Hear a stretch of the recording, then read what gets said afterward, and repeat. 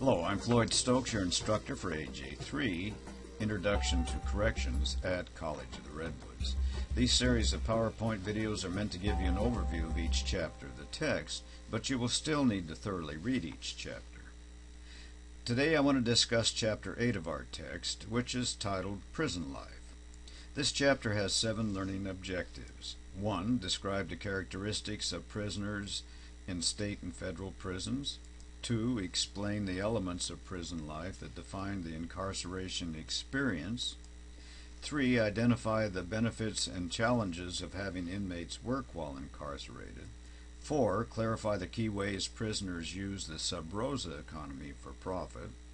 5. Compare and contrast security threat groups and play families in terms of their structure, purpose, and management.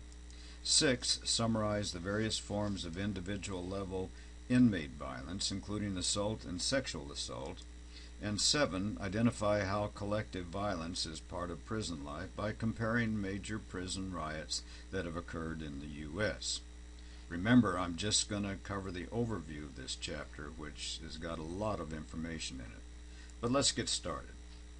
At the beginning of this chapter is a quote by Diane Metzger, author and prisoner at Baylor Women's Correctional Institution, who says this: "Prison destroys you on the inside long before its effects are evident on the outside. It is a den of indifference and spiritual emptiness. It is a place where you learn to hate." Without question, this quote sets the stage for understanding several themes of today's prisons. The first theme is this: prison is a long-term sentence that permanently changes a person.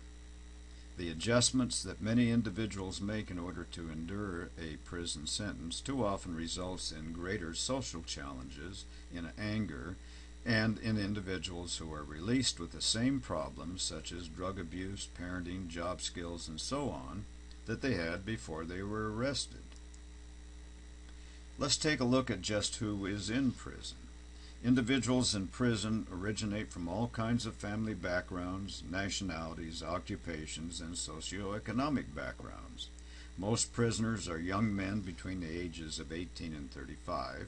Most prisoners have either become excessively focused on a single behavior, such as drug addiction, or they lack a fundamental skill or ability, such as the ability to control their emotions, that has affected their lives in a significant way.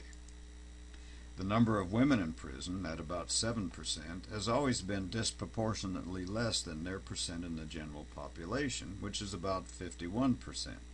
Most prisoners tend to come from impoverished backgrounds, and a disproportionately higher number of inmates are Hispanic or African American. We have already discussed the Federal Bureau of Prisons, which houses individuals who have committed a serious federal offense. The Federal Bureau of Prisons population is changing in composition as well as in number. While drug offenders account for about half of all federal offenses, as of 2011, more than 1 out of every 4 federal prisoners was not a U.S. citizen, but instead had citizenship in Mexico, Colombia, the Dominican Republic, or Cuba.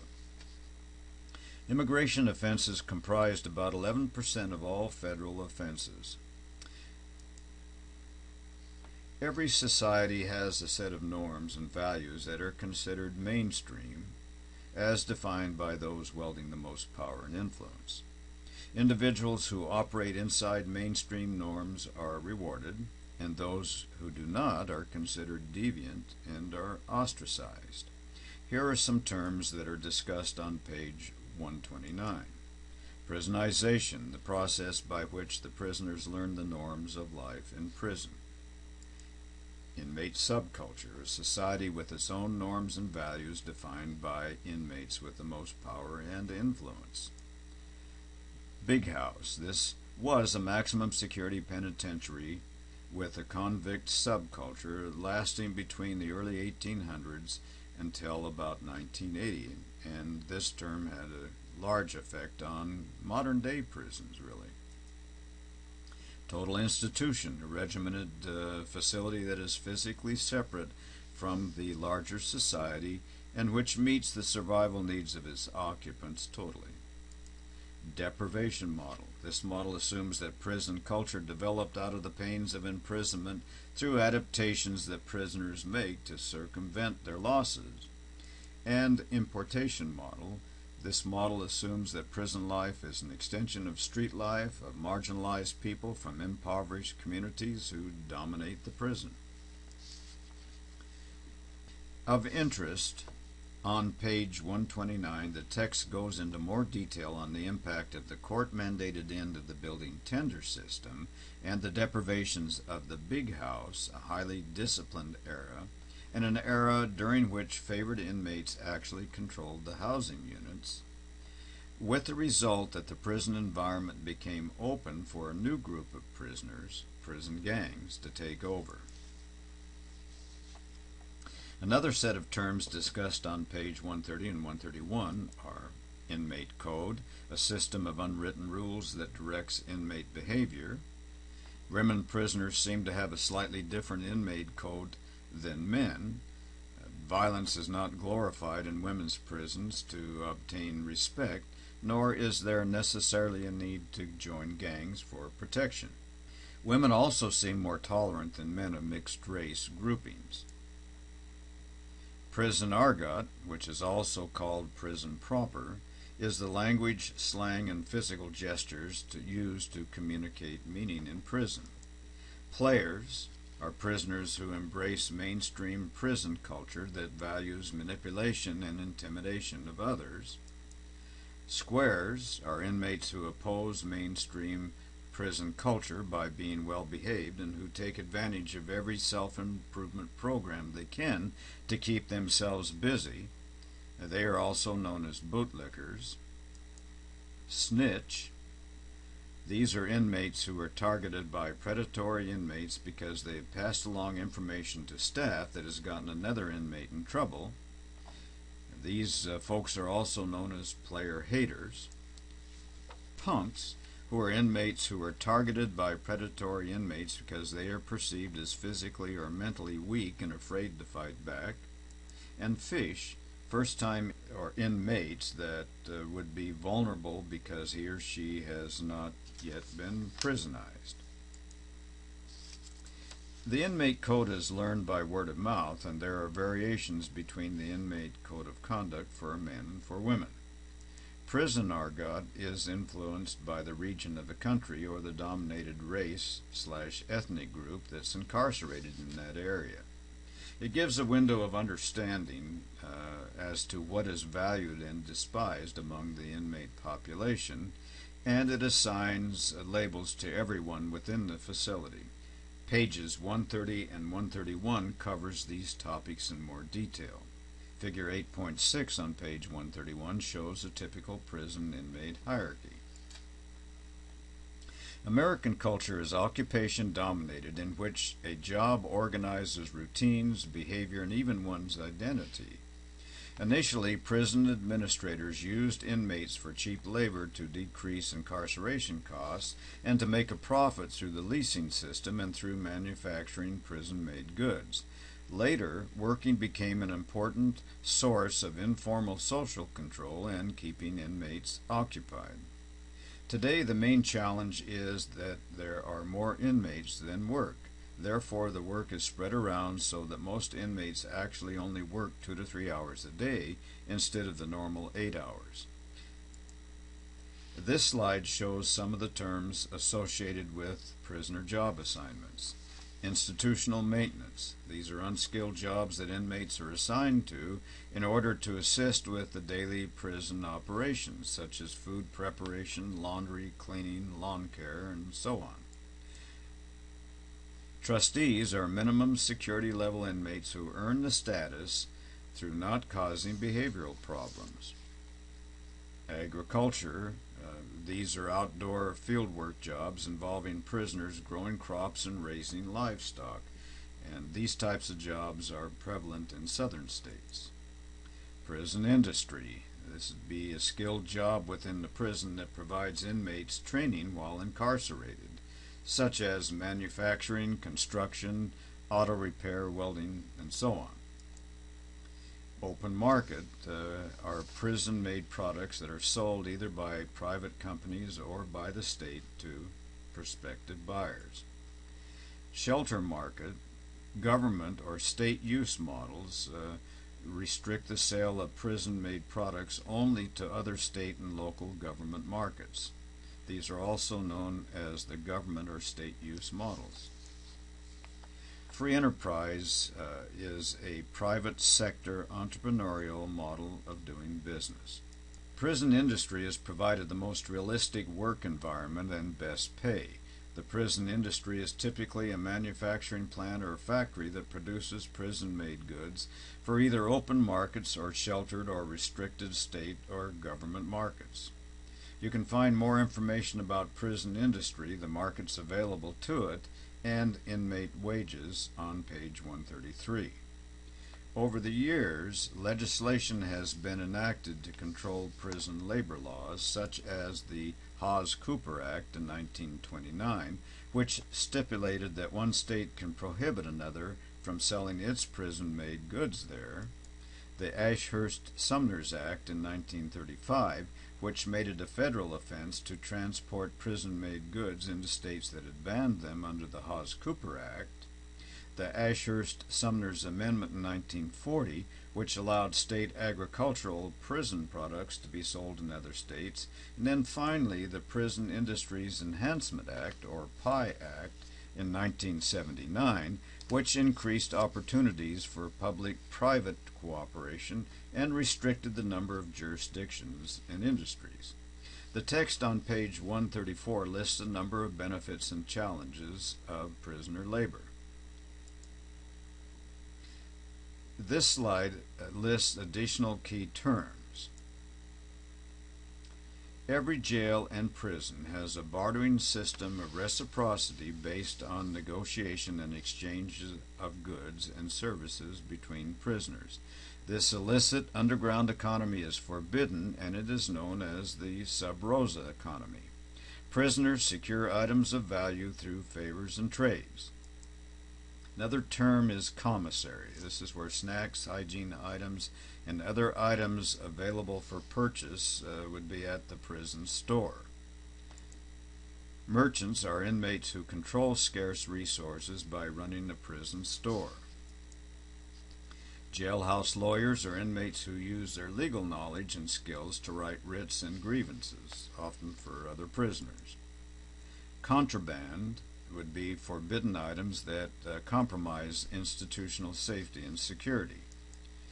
Crews are small cliques of prisoners that spend time together, but there is no initiation or formal alliances. Some crews can be networked and predatory, but they are more loosely associated and are not considered an institutional security threat. Prison industry workers are the least likely to participate in the sub rosa economy. Contraband is an issue. The extent of contraband is more dependent on staff enforcement rather than custody. Movement of contraband involves crews. A large amount of the illegal economy in a prison is claimed by prison gangs, and it includes drug transactions, gambling loans, prostitution, and debt collection rackets. In prisons, like anywhere else, people tend to seek out others with whom they have something in common and from whom they can expect support. There are opportunities to join religious or support groups or organized athletic teams, which are allowed by the prison because they aid in the prisoner's self-development.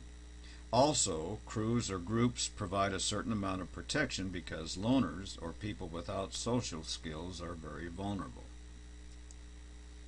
The text describes three particular non-sanctioned groups on pages 136 through 139. State-raised youth. These are youth waived to adult institutions, in other words, sent to adult institutions, and who grew up in youth facilities that were racially segregated or hostile, or where violence earned respect and stealing was for survival.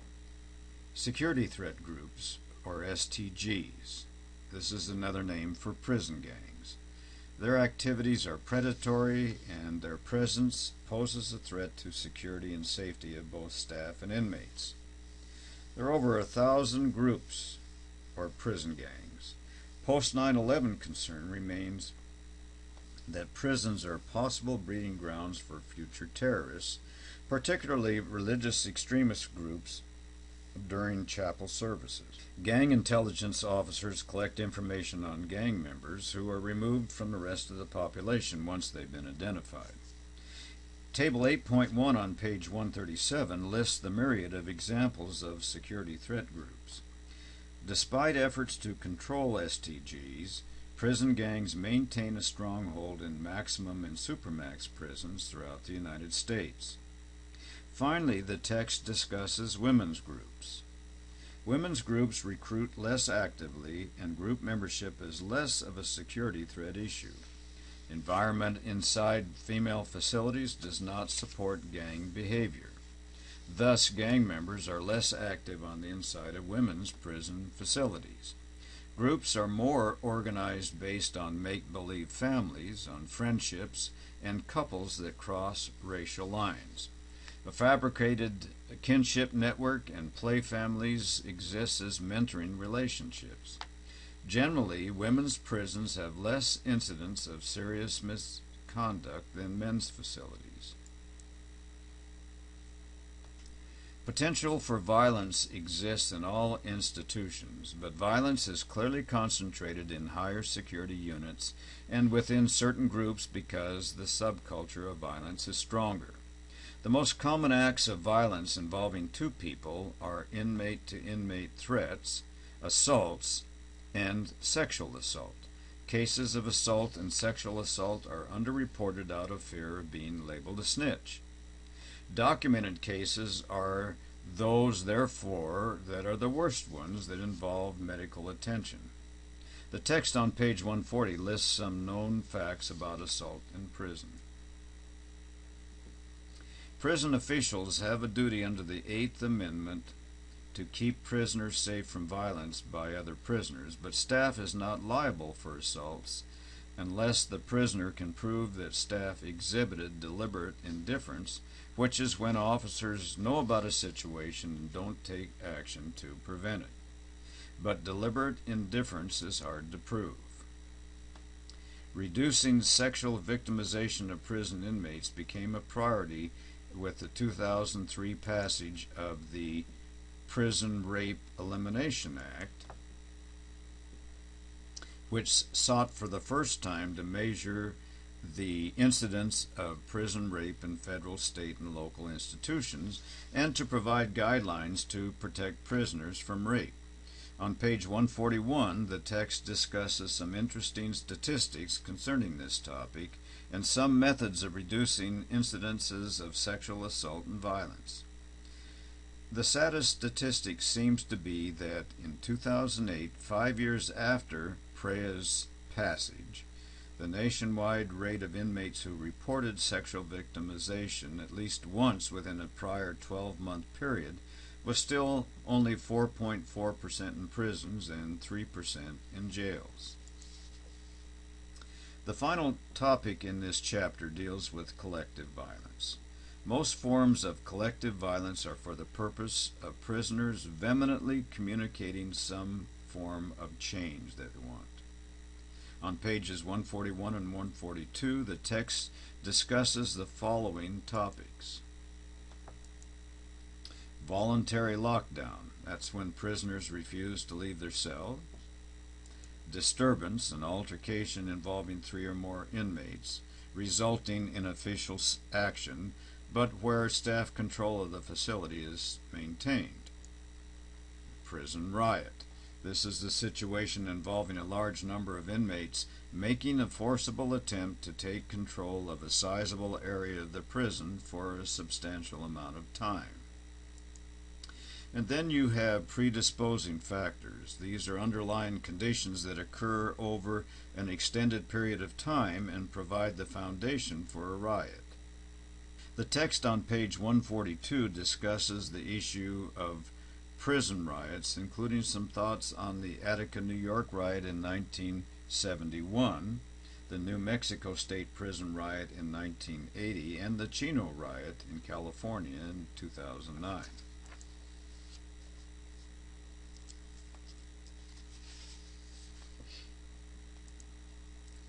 Alright, to summarize this chapter, most prisoners are young males with low skills and education. Women are disproportionately low in their representation, and non-U.S. citizens comprise 1 in 4 federal prisoners. The inmate subculture is derived from deprivations lost on incarceration, as well as the importation of street behaviors. Most inmates are assigned to some type of work while incarcerated. The Sub Rosa economy is an underground trading network that prisoners use for the gaining of goods. Security threat groups are widespread in men's prisons with a formal structure and rigid rules. Women's prison groups are primarily play families, which are more of a mentoring group than a threat to facility security. PREA was passed to help with the problems of individual violence within correctional facilities. Assault and sexual assault are the most common forms of individual violence. Collective violence includes voluntary lockdowns, disturbances, and riots. Alright, before I close, be sure to read page 143 of the text that discusses the case Decreasing Violence Through the Inmate Subculture. Well, that's it for now. We'll see you in class.